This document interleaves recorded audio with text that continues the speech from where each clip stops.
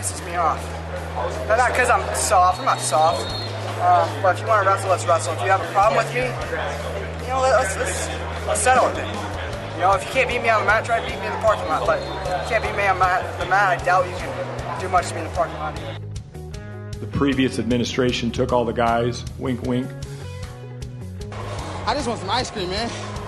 I just want some ice cream.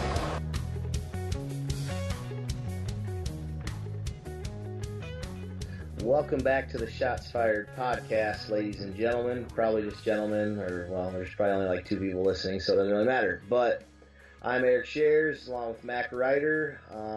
We have one good show in a row here that we put on, and we haven't had any mess-ups, so if we could somehow get this one out, it's a little bit of a streak. What do you think about that, Matt? I like it. I hope that we do get to that lofty mark of 2 listeners, so that it is actually gentlemen instead of gentleman.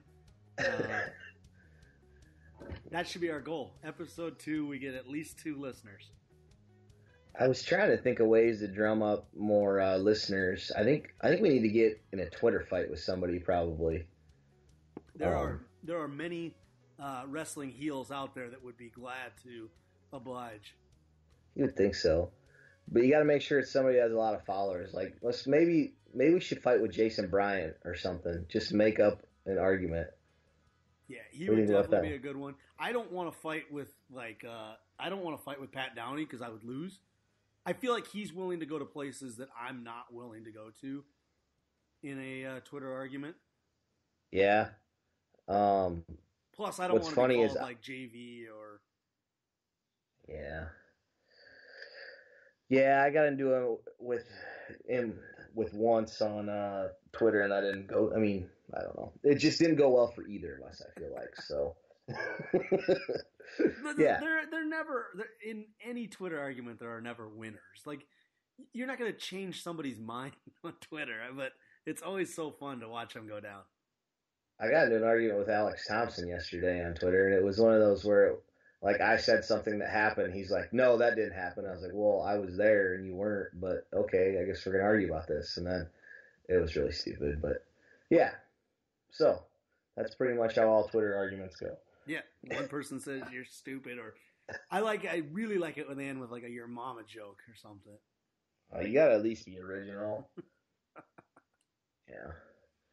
Okay. A lot of wrestling went on since the last time we did a podcast. We had NCAAs in there. I think we decided we're not going to break that down because that's all been done and whatnot. Well, first, do you got any like, what's your favorite moment from NCAAs? When Spencer Lee beat Nathan Tomasello. I'm a little bit of an emotional guy when it comes to sports. Yeah. And some stuff just hits me more than others. I can't describe it or whatever. And I was sitting on the couch by myself. I was watching it, and I wasn't like sitting there bawling, but I was, I had like a little tear in my eye. I was just really excited. I don't know what it was, and like I said, yeah, it's just, some of my buddies made fun of me for it, but I was like, it doesn't, just kind of comes out of nowhere, and I don't know what it is, and to me, it's undoubtedly that though. Did you see when after the tournament, Zach Johnson, his tweet about 2 words Spencer Lee? No. Zach Johnson, PGA golfer or whatever. Yeah, okay, yeah, all right. His tweet was like 2 words Spencer Lee, and that's just, that's crazy. Obviously he's an Iowa guy, Cedar Rapids guy, but like the reach that wrestling's gotten to at this point, and then a lot of that's thanks to ESPN covering us and stuff for the national tournament, but just, that, to me, I think that's pretty awesome. Yeah, especially a guy like that where, I don't follow his life real closely, but I've never seen him talk about wrestling before ever, so. I don't think I've ever seen him talk about anything other than, like, don't text and drive. Which is a good message. Don't do it. Yeah.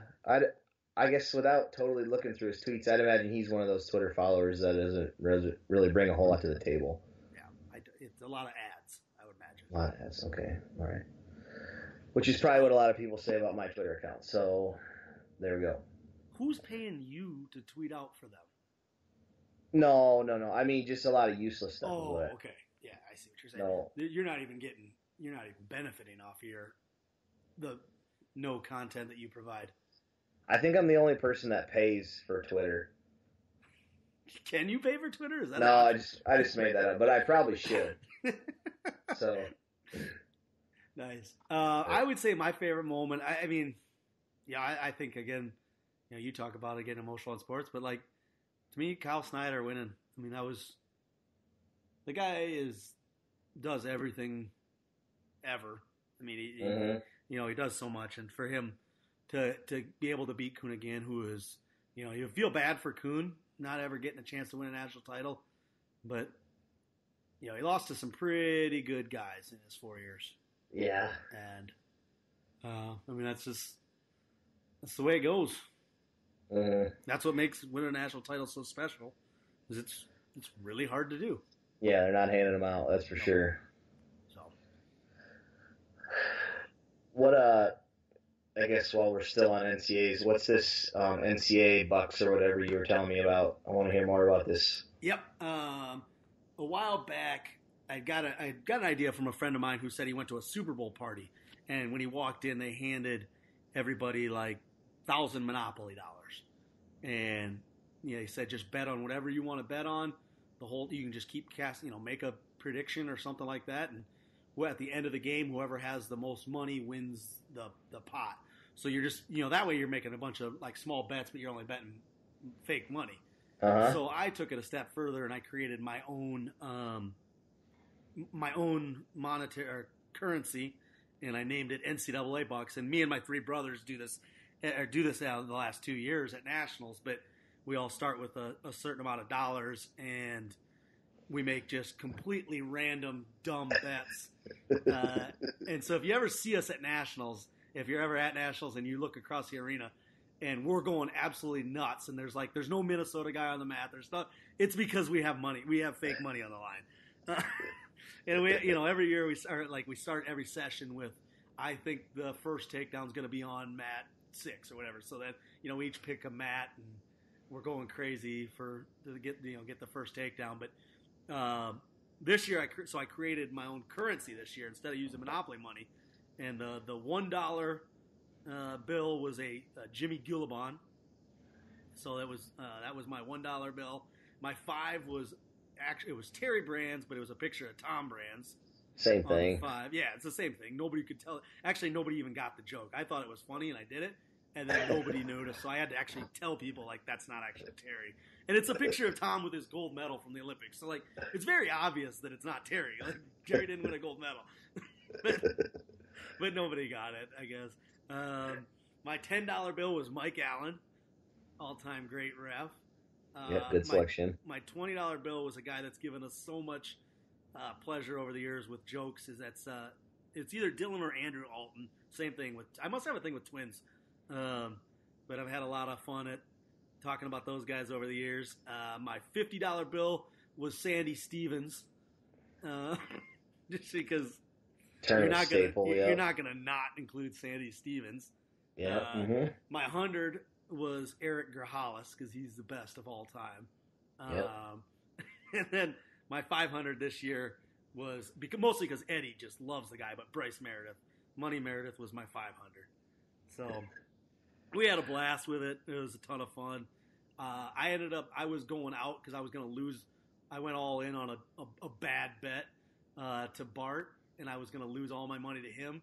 So I made another bet right before I was about to lose to Bart with Joe, knowing I was going to lose to Joe, so that Joe would get all my money and Bart wouldn't. I would have guessed that. I'm going to guess Eddie got last for sure. Yeah, I think Eddie did. He makes a lot of. You can talk Eddie into just about any bet. I don't remember who won between Bart and Joe though. It got down. Those were the final 2. I think Bart might have won this year. I would have said Joe third place, just because he would have got all kinds of philosophical, I feel like, and done some really crazy things. But yeah, that sounds like a pretty cool idea. It'd be a lot of fun. Yeah, it works because there are 4 of us. We sit right next to each other, and it just keeps us entertained when there's matches going on sometimes that maybe aren't as entertaining. I saw on Twitter you were getting on one of the refs one of the times. The The guy from the Courier. Yeah, I had money on that match, and Kurt wouldn't call. He called a stalling, and it wasn't. I didn't think it was stalling. So I stood up and I yelled, "I know where you live," and that is actually true. I do know where he lives. Yeah. But Jim Nelson must have saw or looked up in the stands because we were sitting right down there by where all the reporters and stuff was, and he must have got a kick out of that. But I did mean it in jest. At the time, I probably sounded sincere because I didn't want to lose some fake money on it. You didn't lead any cheers this year? I don't think I led any OSU chants, to the best of my knowledge. You didn't have a lot of time to do any OSU chants, really. No, actually, that is not true. I did lead an OSU chant. They got the best chant. You're not going to not do it. It is a good one. Yeah. I'm sure I led the Rouser at one point or another when Lezak All-American to save Minnesota's tournament. Yeah, I think I probably was down because I sit front of the Minnesota section, so I feel like it's on me to, as Booster Club president, to get the crowd going. You got to boost. Yep. That's your job. A glorified cheerleader. Okay, you got anything else from NCAAs? No, it was an awesome tournament. City of Cleveland did a phenomenal job. I thought I had a blast out there. I'm excited for Pittsburgh. You could put that national tournament anywhere, and it's going to be a great time. Yeah, I've been saying for a couple of years, since I'm kind of a little bit of a Cavaliers fan, that arena just looks awesome on TV, especially that scoreboard. Holy cow, it is awesome. And it's big too, even though I heard it didn't look that big, but it's bigger than any of the other recent places they've had it. So yeah, I thought it looked big, but also them selling alcohol at the arena this year for the first time in as long as I can remember was a dangerous thing. But it was a very, very fun thing. They were selling it just to everybody, or yes, yeah. I went into the first session. And I got in there, and I sat down in my seat, super excited, and all of a sudden, Eddie and Bart come walking down, and they each have 2 16-ounce Bud Lights. Oh, God. And I was like, where did you get those?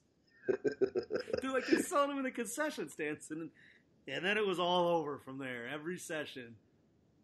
Eddie had no chance of winning that your betting game then. Eddie, I know he fell asleep in at least 2 sessions.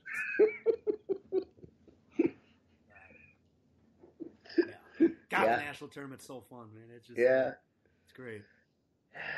Okay, let's move on to another tournament that I had a lot of fun at this weekend that you apparently didn't watch any of. I saw some highlights. All right, I saw the World Kyle Cup. Dick chucking people. Yeah, he was easily my favorite. You didn't leave your seat when he was up. Yeah, well, he was only up for sounds like 20, 30 seconds at a time. Yeah. Oh, yeah. It was, he had a couple quick texts, but yeah, it was, I don't know where we want to start with this, but yeah, it was a totally different environment than NCAAs. I heard some fans kind of saying, this doesn't even compare to NCAAs, but I was thinking, you can't even compare the two because. Well, yeah, they're not the same. They're so different, they're completely different tournaments. It had, what I like is, the guys wrestled 4 times, and they had their walkout song, so it almost kind of had baseball feel where you get kind of amped up for their songs, because I liked most of their walkout songs, so that made it kind of cooler. And then you had the Flames, I love when they love to do in Carver Hawkeye. I would love to know what the other countries were thinking when those things first went off. Like, what the hell? They probably thought they were getting bombed or something, but.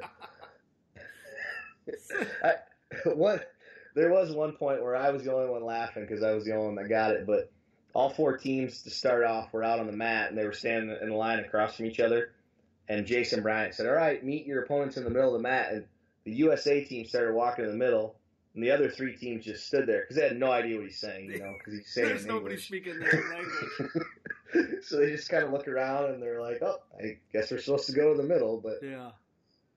So they did the everybody line up and walk to the center and shake hands move? Yeah, it was just kind of all at once. They didn't announce them. They did. Did Gilman go over into the other team's line and try to shake hands over there? See, Where did he meet him at? Did he meet him in the middle? Here's where we're going to fight Jason Bryant on Twitter. I didn't think they announced it right, because what they did was they announced they only did this for one meet. They did it for the Saturday night meet because it was like the feature meet. It was the one time where that was the only meet going on other than the finals. Okay. So they announced all of the other team's lineup, and then they announced all the U.S.'s lineup. But the U.S. guys went out to shake their guys' hands for the other team as they were doing it. So it was kind of a cluster, you know what. But, yeah, Gilman went out. He was very respectful of his opponents. See, I don't like that. That's not the Gilman. He's supposed to – you don't meet him midway through or you get an equal chance to walk out there. You go over there into their huddle. Yeah, it was – the whole weekend was kind of just very respectful fans. I was trying to change – I was doing everything I could to change that, Sunday night in the finals. I was trying to get some booze going when some of those Azerbaijan wrestlers were, taking a long time out. But yeah. I couldn't get enough people doing it, so. Did the Azerbaijanis do their chant? They got a great chant. I didn't see one. No. I like that. Azerbaijan. I don't know. They got a good all the teams had their walkout songs and whatnot, and Mongolia's was like, I called it the Dumb and Dumber theme song. Okay. Can you think of that? I should have looked up what the song was, but it was like that same beat, but you could tell it was like in different language. Yeah. But it was just awesome every time Mongolia came out. Maybe Dumb and Dumber is big over in Mongolia right now. They're just getting it. After that display their coaches put on at the Olympics, That's true. How did they get back in? I thought they were banned. I don't know if it was the same guys. The coaches got banned? Yeah, I thought they were, but I don't know. I was never close enough to get a look at the coaches. Not that I am well versed in Mongolian wrestling coaches, but I feel like I know exactly what those guys look like now after that display. It's pretty much ingrained into my head. Yeah. See, I'm not even gonna say it. Yeah. I thought it kind of looked like them, but I think it's hard to compare World Cup and Nationals because, like, you think about the NCAAs this year. It's in Cleveland. And you got the two the two teams that have the best chance of winning it are Penn State and Ohio State that are not far from Cleveland at all. So obviously those fan bases are going to travel well. I would assume just by looking at some pictures, it didn't look like, you got many other countries outside of the U.S. I mean, Iowa City is one of my favorite places in the world to watch wrestling, but it's not an easy place to get to. No, that's what I know that people say the knock on it is, and obviously I'm totally unbiased because it's just a short little hour drive for me. But at the same time, like, we're talking international level here where I'm sure it's got to be easier to get to than Krasnodar, Russia, doesn't it? So I was thinking about this. When I went to – I got to go over to Russia going into my freshman year of high school to wrestle in a tournament. And we drove down to Cedar Rapids. My parents dropped me off in Cedar Rapids. I flew from Cedar Rapids to Chicago to New Jersey, to Stockholm, Sweden, to St. Petersburg. So it was 4 flights to get to St. Petersburg. Oh, God. And then on the way home was Moscow to Copenhagen, Denmark, to New Jersey, to Chicago, to Cedar Rapids. So same thing, 4 flights coming home too. So it's not like so I'm thinking these guys from Azerbaijan are like, we're flying where? Yeah, oh yeah. Do you have all 4 of your boarding passes? Yeah, that's what they're thinking. Right. I saw a tweet today from, it looked like some Japan wrestlers. They got into the Carver ice cream cones. Oh, yeah.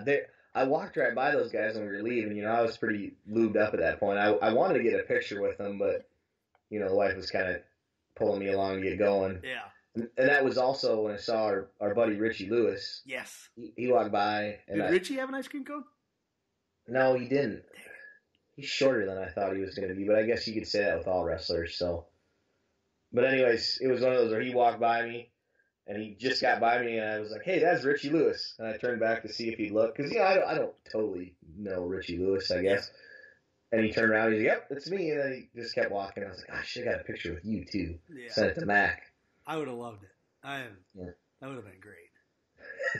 He was rolling around with Marinelli all week, I guess. Or I shouldn't say all week. I know for a little bit. Wait, no way. Oh, yeah. You didn't hear about that? I did not hear about that. Was it mutual, or was it like they're like fighting? It was, I'm assuming that you call it their World Cup camp or whatever. Yeah. I saw there had to have been hundreds of wrestlers, well-known wrestlers that were in Iowa City, it seemed like, last week. Yeah. And, they were just drilling with each other, wrestling live. I don't know. I don't like that at all. You can't put on the display that they put on at Big Tens and then a month later be, working out together and acting like everything's all well and good. Yeah, I'm not one that really subscribes to that either. It's just, you don't need to apologize. Just continually be mad at each other. Yeah, it's way more entertaining. You got to hate each other. Yeah, so. I need a good rivalry. Well, Richie's done now, so. Yeah. Well, I guess I didn't hear any rumors, but they were just, I don't know, where's he going to train at now? You wouldn't think he's done freestyle. Right, yeah, I would assume he'll go freestyle. I mean, the guy won a World University Games title. I would have a hard time believing, unless he's just going to go straight into fighting, which I could see that too. Yeah, could be too, I guess. Yeah, it was kind of a weird weekend for that stuff, because, like I said, Kyle Dake was getting the biggest standing ovation from the Iowa fans. You had Iowa fans cheering for Nebraska, for Penn State. It was interesting. I thought you weren't allowed to cheer for somebody if you didn't cheer for them when they were in college. I don't know. I don't think so. What about the Dardanes now? Now that they're I like the Dardanes. Those two crack me up. I had heard that somewhere along the line that if you didn't cheer for somebody in college, then you're not allowed to cheer. I can't remember where I heard it from, but oh God. Wait, are you saying this like I said this one time? I don't remember. When did you say it? I don't feel like I did say it. I feel like that's very simple-minded, and I try to be the exact opposite of that. So you're right. It is simple-minded. No, this is Gilman, man, from Gilman's Rant. Oh. Wait, I still don't remember that, but yeah, I don't know.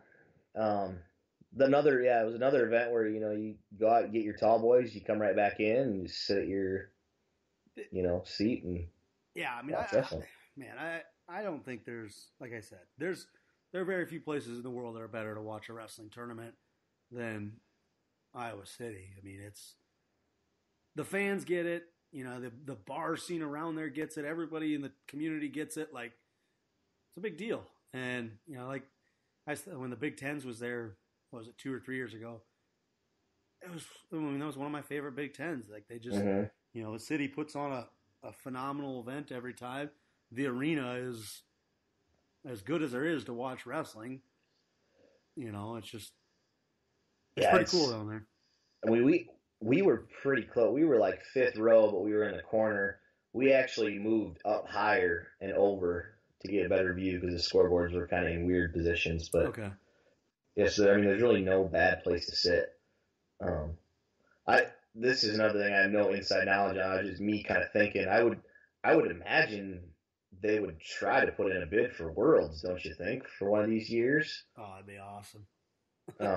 Yeah. Now, does it hurt us that Vegas hosted not too long ago?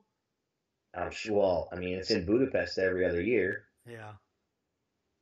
So it can't help that it was in Vegas, but I feel like that's a little more centrally located to the wrestling powers of the world, but yeah, I don't know. Yeah, I think that, I mean, I've never been to a world level event in another country, but I feel like we do a fairly good job of hosting.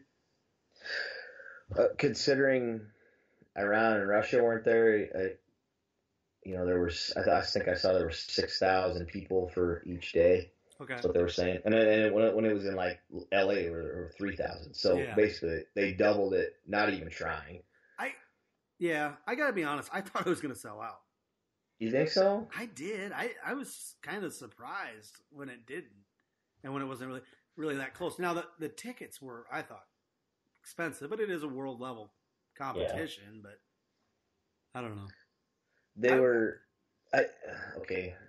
I would say it was definitely majority Iowa fans. I really have no way of knowing that other than just kind of what I saw and what it felt like. But I would say it was at least 75% Iowa fans. So, but Iowa sells 8,000 tickets to watch them shut out Indiana every year. No, yeah, you're right.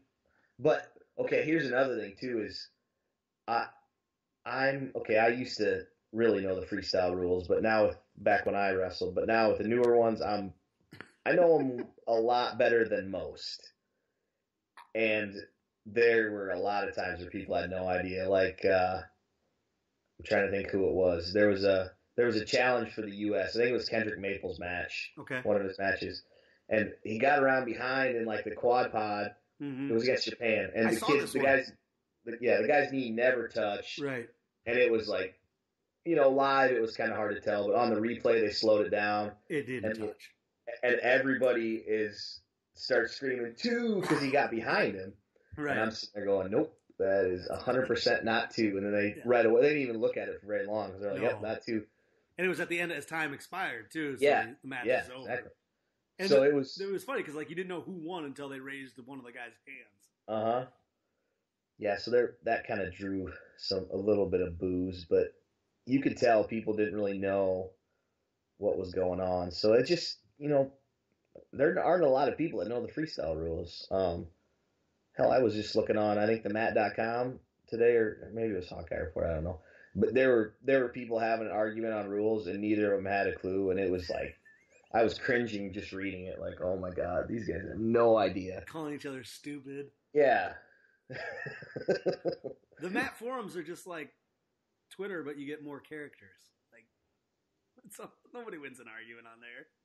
The problem is you only have a handful of characters, and then you got like the Penn State fans that pull out the Yankee stuff, like 27 world titles. They just basically try to end every argument with that, and it's like, all right, good talk, bro. Yeah, it's been fun.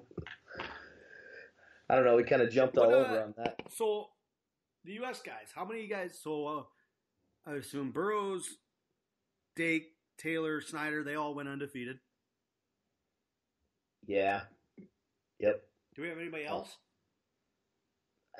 Did James Green lose? He might have lost one. I feel like he did just by what I had read on Twitter that he had put out. Just kind of the tone of it sounded like may have dropped one match, but he's working on getting better and stuff. Hayden Zillmer, undefeated. How many matches did he get in? 1. Oh, well, there you go. He was undefeated.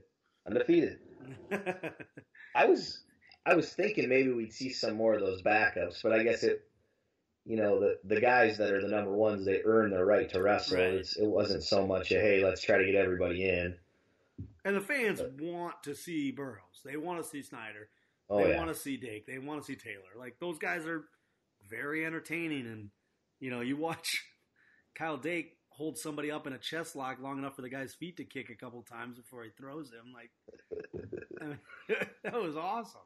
Yeah, that was cool. There's a ton of cool pictures that guys got on that too. So, yeah, that was my favorite move, I guess, of the weekend. Yeah. Well, then even see all the arena always cleared out after all the U.S. was done, but that first meet after Iowa was done, it was Haji Aliyev from Azerbaijan against I don't even remember who it was. Oh, it was Bonet from Cuba, I think. Right, they're at the same weight. Okay. No, it wasn't even him. I don't know. Anyways, there's 2 guys that are world champs, and yeah, Haji Aliyev got pinned, but it was just nobody was watching it because nobody knew what it was. And you got 2 world champs on the mat. Yeah, here I am going nuts, and I look around and nobody's even looking. It's like, oh God. Where's Jason Bryant and all this? He's got to let the people know. They see I don't know. To me, they said too much. Like the guys that were nobodies, they'd say, third in the Ukraine, blah. They go on and on. You kind of get lost in all of it. To me, you should say nothing unless you're like a world medalist. World medalist or maybe a Continental Games champ. Yeah. I'd be okay with that. But, or I don't know, maybe other people were listening, but I just couldn't follow it because, they just say so much stuff. Right. But, yeah. So, I know we didn't really get into what we thought of each wrestler, I guess, but I mean, it's pretty cool. I wish selfishly, I wish it was a different weekend. I got really deep into some Masters coverage this weekend and couldn't pull myself out because it was just one for the ages. I kind of felt like, and it sucks that you look at this is a huge event at the world level in freestyle wrestling, and I don't know, maybe it makes me a bad fan that I was watching golf instead, but. No, you weren't the only one. It kind of lost some of the luster, like we said. What everyone knows with Russia and Iran there changes a lot of things. If we're you got to see one of them in your pool final and then the other in the finals those are two incredible dual meets, and there'd be some outstanding matchups. You give us a chance to watch, see what Sedulayev and Jaden, or that's if you get a chance to somehow see.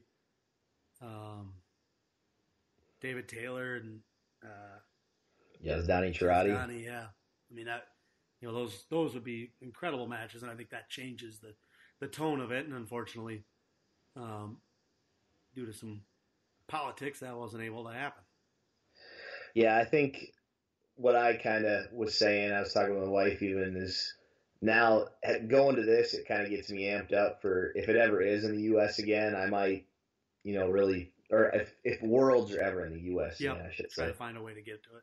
Yeah, because we actually know some people out in Vegas that would make that a lot cheaper trip. But yeah, I definitely look into it a lot more heavily now. So I know it got me excited.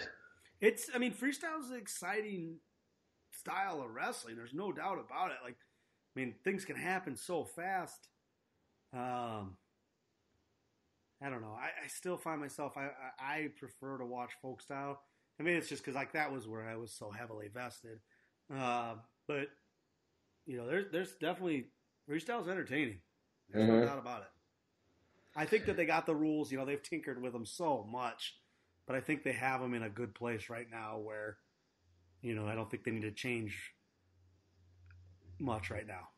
Yeah, for sure. Freestyle's in a real good spot. I'm kind of the opposite. I think I'm kind of more of a freestyle guy, just because probably a lot of it was I had more success in freestyle, but it was, it's a lot more fun to watch. And, you can watch those college matches, and I was having a conversation with a guy once about this, and he was kind of doing some other stuff watching on TV, and he's like, I can do other things, and they'll be locked in, I don't know, just a certain position on their feet or whatever, nothing's going to happen. Yeah. You can look away, but in freestyle, it's, what the heck, they were just standing up. Now, feet to back, they're just guys flying everywhere at a moment's notice. So, I would say, I think freestyle is more like checkers, and folk style is like chess. I think there's a deeper part of the sport going on in folk style, whether it's, you got to try to wear a guy, you can wear a guy out, you can beat him from your top game and stuff, riding. And I just think that, there's some turns in freestyle, but it's so straightforward. It's on your feet, and nobody's getting too tired in a 6-minute match where, I don't know. See, to me, I like that though. Cause anymore, I think all them guys in college, you could be terrible shape beginning of the year, and just being in a wrestling room for 4 months, you're gonna be in decent shape through osmosis. I feel like, unless you're going out to the bar like some of these guys notoriously have done. But I don't know. I kind of like that you just get 6 minutes of every guy's best instead of one guy trying to grind it out, trying to tire the other guy out. But that's just me. I know a lot of people love that part, but. Did they have the same day weigh-ins down there? Yes. 2-day weigh-ins? Okay.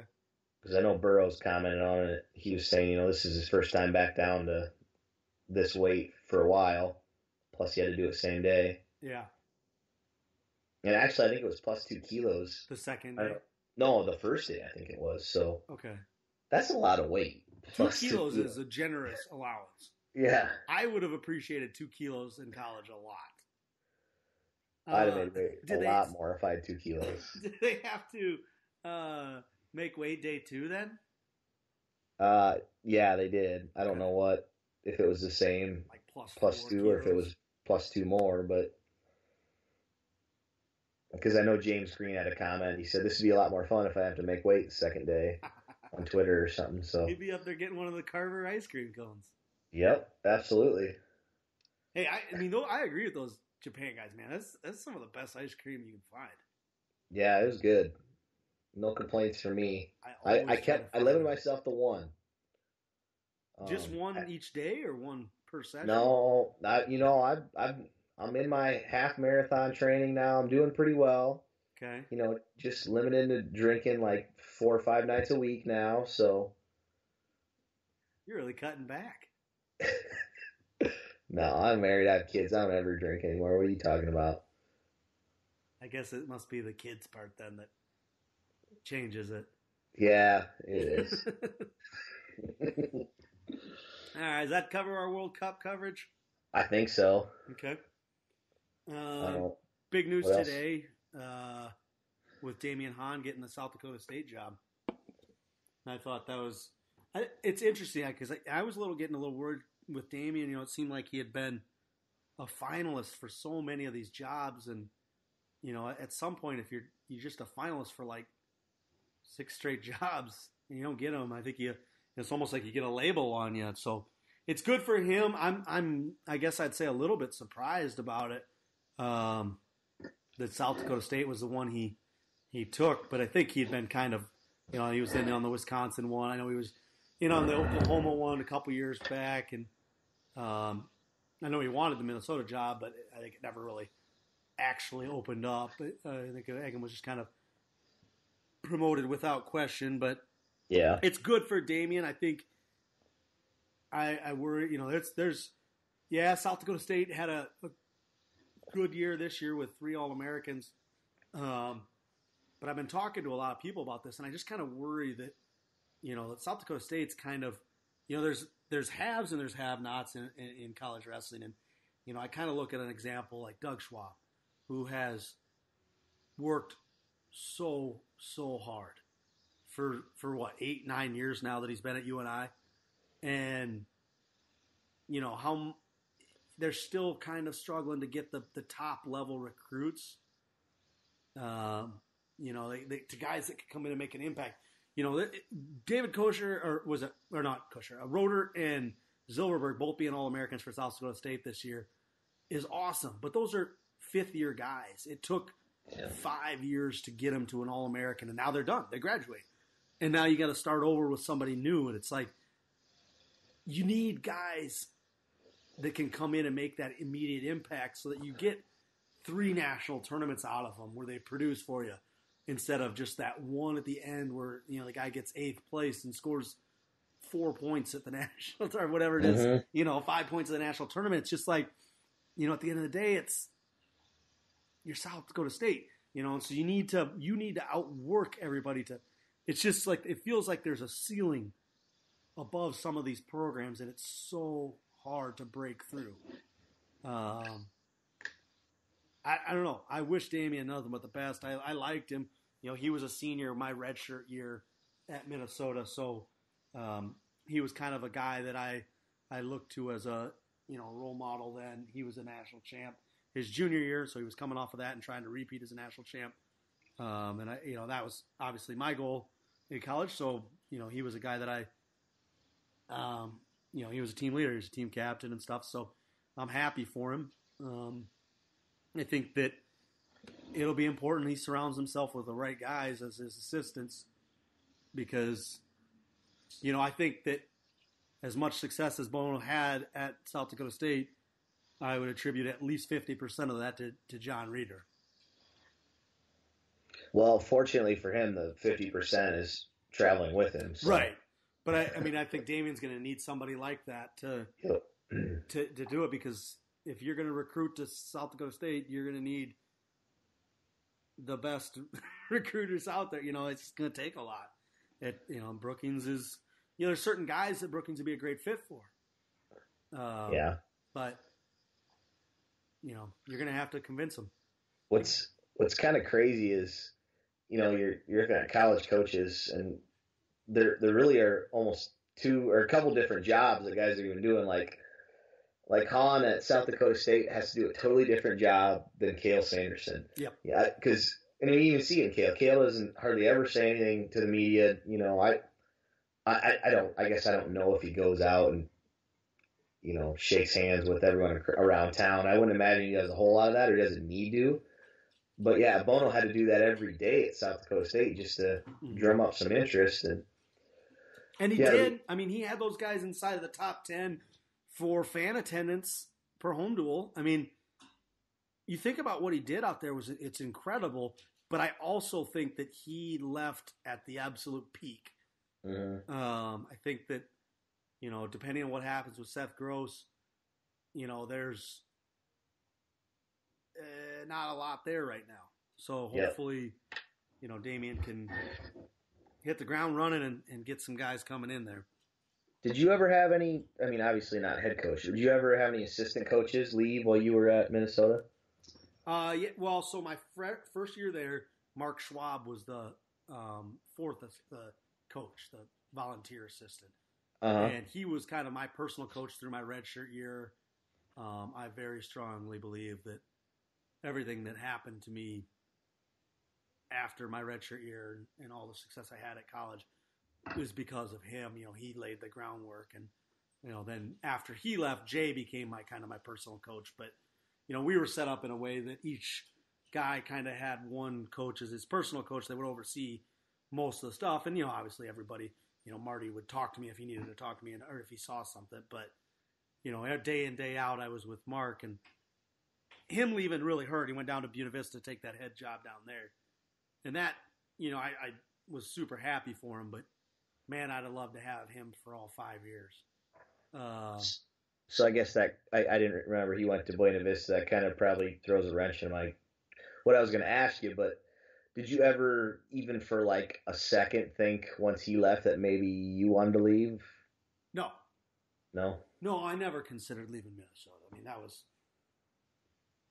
when you cross enemy lines once, you don't try to go somewhere. Yeah.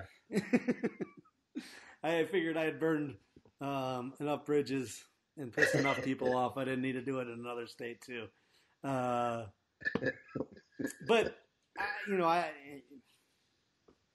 I think it's to compare them. It's not the same now. Everything's so connected now. I told this story to somebody, and this is really, it's kind of an embarrassing story, but I remember talking to my dad after Travis Lee beat Nick Simmons in the Fargo finals. And I was super impressed by it because Simmons was going for his fourth junior national title. And Travis Lee beat him, and he's from Hawaii or whatever. And they announced that Travis Lee was going to Cornell next year.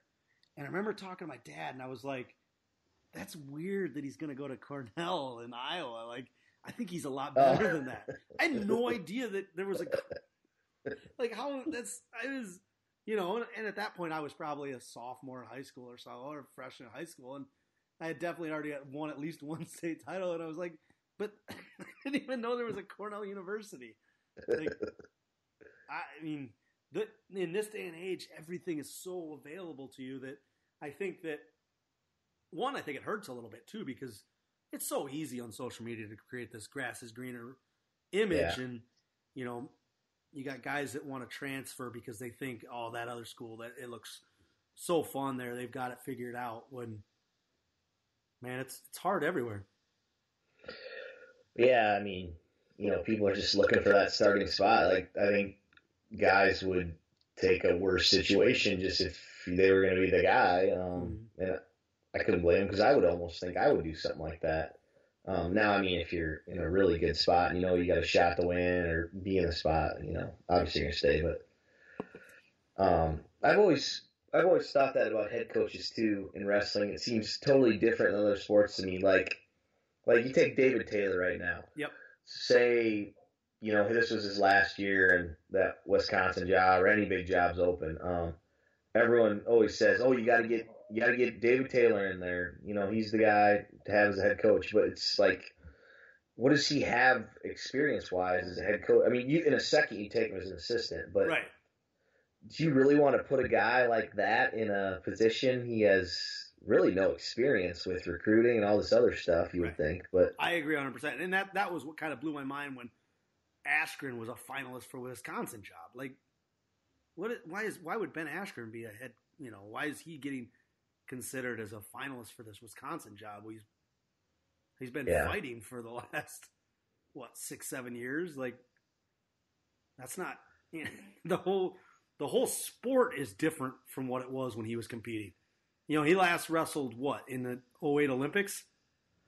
The sport of wrestling is different 10 years ago, and it's and I know he still coaches it in his club, and he still stays super involved and stuff. But I mean, college wrestling at this day and age is a whole new animal. Yeah, I mean, that's the thing with the head coaches in college anymore. I mean, how much technique are they doing relative to their other duties? It's got to be You're a CEO when you're a head coach. Yeah. Your job is not to show the technique, to do the recruit. Your job is to oversee everything and make sure everything's running smoothly. But there's so much more that goes into it, with managing relations with the administration and academics, and it's just D1 wrestling is a business, and I think a lot of people don't understand that or want to believe that they think there's got to be loyalty to the athletes when I don't know. Maybe with Askren at Wisconsin there was some kind of Rooney Rule like they have in the NFL, where they had to interview a couple different candidates with different hairstyles, maybe, or something was there. Yeah. Well, and I think he was pretty active in getting Barry fired or asked to resign or whatever it was, which I don't understand that, and I don't agree with that. I think it's weird that somebody who didn't go to a university but is from that state, like, that's the same as me if I were to try and get Tom Brands fired. Yeah. Like, I'm never going to do that. Like, what the, like, I don't care. Like, that's just so strange. It's so not my place to have an opinion and be so active in trying to, like, that was just real strange to me that one, his opinion was considered, but two, that he felt the need to express it. I got a quick Ben Askren story for you. So this was back when I helped Joe coach the club team down here in Gilbertville, and we had a dual meet tournament at Wartburg, and Ben and Max Askren brought a team from Wisconsin down. Yep. We're in the middle of this meet, and one of our guys he didn't really bite the other kid. It was one of those where the guy had a cross face, and there were kind of some teeth marks. You could tell he didn't really bite down. But we're out there. Me and Joe are out in the middle of the mat. And there's Ben and Max, and the ref says, "See, he bit him right here." And Ben and Max are like, "Yeah, it looks like he bit him." And me and Joe kind of look at each other, and we're like, "Yep, I guess it looks like he bit him. We're definitely not going to go against what Ben and Max Askren had to say right now in the middle of this wrestling mat." We were a little nervous, but come on, Joe, you got to stand up for yourself. I wasn't. I was running. Like, nope, you're right. I totally agree, Mr. Askren. But I thought it was kind of funny. Yeah. I want one Reiter drinking story from you from NCAAs, unless you had anything else. It can be an old one too. I feel like there's many good ones. Oh, I mean, there's some good ones. There's some that legally I don't know if I'm allowed to say, like Bart climbing the fences and taking a tour of a ballpark. I think that was actually, and that was within about 30 minutes of riding a bull riding a mechanical bull in the center of PBR. Okay. I don't know. It's just, we're really knuckleheads. That's what it boils down to. We like to have a good time, and 4 straight days of having fun. There's a group in Minnesota. They always put together this barroom Olympics, they call it, in between sessions on Friday every year. And it's just two teams of 2, and this one guy finds a bar every year. Nobody knows where it's going to be. Nobody knows what the game's going to be. And he lets everybody know at that Friday morning session, here's where we're going, here's the game. And so in between sessions you meet, and we always take it like we have a lot of fun with it. And this year it just happened to be that the game was darts. And Joe and I are partners. It started my dad and I were partners. But now Joe and I are always partners every year, and Eddie and Bart are always partners. So it's darts this year. And it happens to be the bracket gets drawn out, and Joe and I have Eddie and Bart first round. And they beat us, and it was embarrassing. It sucked really bad. But then we ended up coming through the backside because there's a true, like you have to, it's true double elimination. Mm-hmm. And we came all the way back into the third place match. But every single time we would win, we would celebrate like we just won Game 7 of the World Series. And like we were spraying beers on each other and just really get over the top celebrating. And like the Minnesota fans that are all there, like they get it. Like they know we're just having a good time. But my good friend Gordon and his dad play every year. They actually won it this year. But like whenever one of the Reiters plays one of the beer shanks, like we line the sides of the dartboard and boo them every shot. And it's just little things like that, man, that make those trips so fun. Yeah, I think I've been in on a couple of those bar Olympics. I usually come afterwards, it seems like, and you guys are always in real good shape. Like you had I've never even seen anyone have this amount of beer before. You had like a crate of beer the last time in St. Louis. And you bought so much beer you were like giving it away because you didn't have time to drink it all. Yeah, that'll happen. Sometimes those sessions just sneak up on you. You only got like a 5.5 hour break. Like, yeah, that's just not enough time. That's where I lose my voice every year too. Is that tournament, that little barroom Olympics, because I cheer so hard at every like great shot and stuff. And I don't know. Joe and I won it a couple years back, or we each have a title. So it's pretty cool. You get a watch with the NCAA logo on it. And, that's pretty cool. Yeah. But you got anything else? I don't think I do. How long? What are we at? Austin DeSanto 2 hours, 1 hour, what? We're 51 minutes in. We kept it under an hour then, I suppose. That's pretty good. Where's DeSanto going to go? I mean, he was there this weekend, hung out with Spencer Lee, like, I think literally the entire time. Unless he wants to go 41 for some reason, I don't understand why he wouldn't come to Iowa. It's just, he said it himself to his high school coach, and his high school coach related it. He wanted a tougher room. It doesn't get much better than Iowa's lower weights, I would say. So yeah. How excited do you think Michich is that he'd be coming into the Big Ten? Oh, great. Yeah. We're going to wrestle that guy again. Yeah, I don't know. A couple of my buddies were saying they didn't want, they used a couple of explicit words saying DeSanto, and I'm like, you know what? I don't want any morality in my sports teams I cheer for. I honestly don't care what those guys did. I'm not going out and hanging out with them or anything. It's just, that's the team I cheer for, and that's what it is. So, and at the same time, I don't think DeSanto's a bad kid. I think what he did at the time was it's a bad look. Yeah. It's a really bad look, but we're crucifying a kid on 4 minutes of display. It's when, I mean, you're struggling to find answers in the quarterfinal. It's one thing to take a loss and just, be done with it. But, yeah, he acted out a little bit and made a mistake. But everybody that's already judge, jury, and punished this kid, it's already, I wonder, too, looking back. Sorry, I have one more thing here. It doesn't excuse the action at all, but I wonder if him and the coaching staff weren't seeing eye to eye for a while, and that just kind of escalated his actions. Mm-hmm. But like that Flow documentary, it seemed like him and Drexel, like that's a perfect fit. Like everybody's happy, Yeah, but I mean, I guess I always look at everyone's motives too. In that situation, what are you going to do? You're going to. Right. That's an awesome recruiting tool. Azevedo's, he's going to say everything nice about the guy. And maybe at that time, everything he said was totally true. I'm not saying it wasn't, but I always try to look at, what people have to lose or don't lose it by saying things. So, right. I don't know. Okay. All right. Well, anything else? No, I think that's it.